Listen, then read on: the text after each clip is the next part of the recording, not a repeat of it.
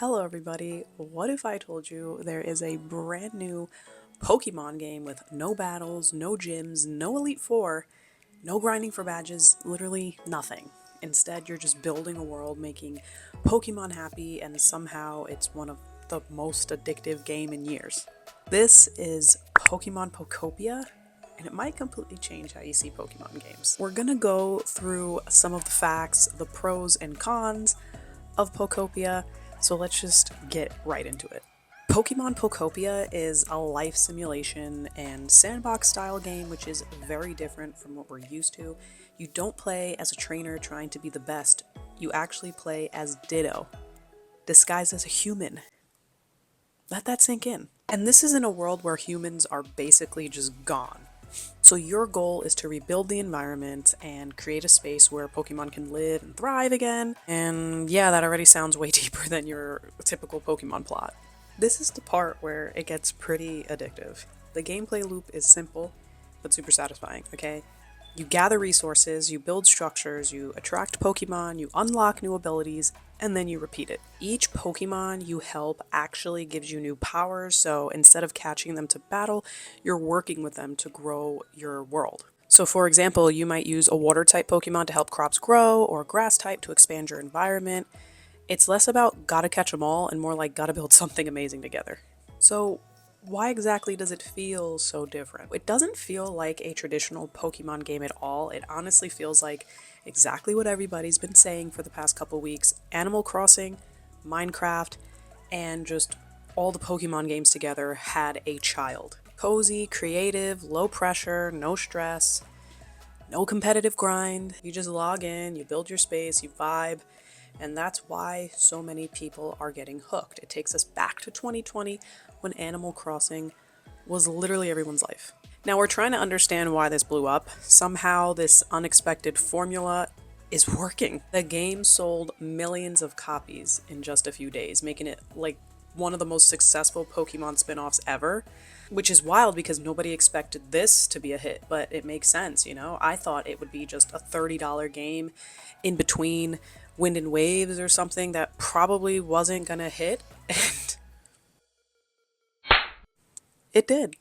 I'm not speaking for myself. I love the Pokemon games as they are. I love battling and all of that stuff, but not everybody does. Not everybody wants an intense battle. Not everybody wants to be triggered by the grass in the old Pokemon games, unless you have tons of cheats to stop that. Some people just want to relax, and Pokopia nails that aspect of relaxation. Now, some haters on the internet may say, well, they're not real Pokemon players. Shut up, Pokemon's for everyone. So if the cozy gamers want to play it, and the OGs want to play it, it's fine. It's a nice, filler between Wind and Waves because we already got Pokemon ZA.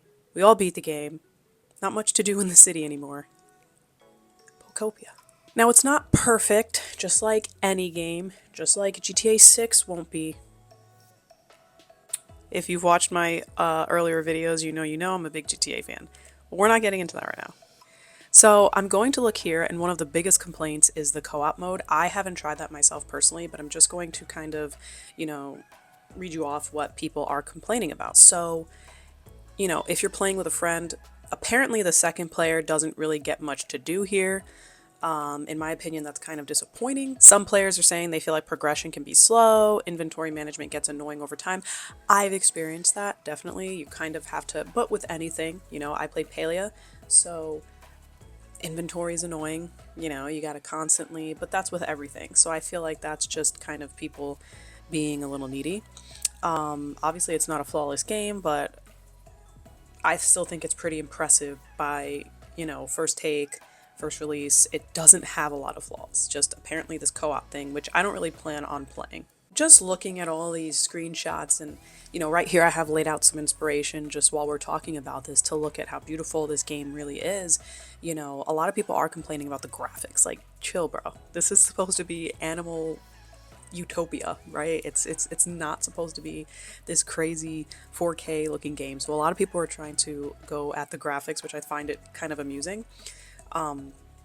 Again, was Animal Crossing like 4K and perfect trees? No.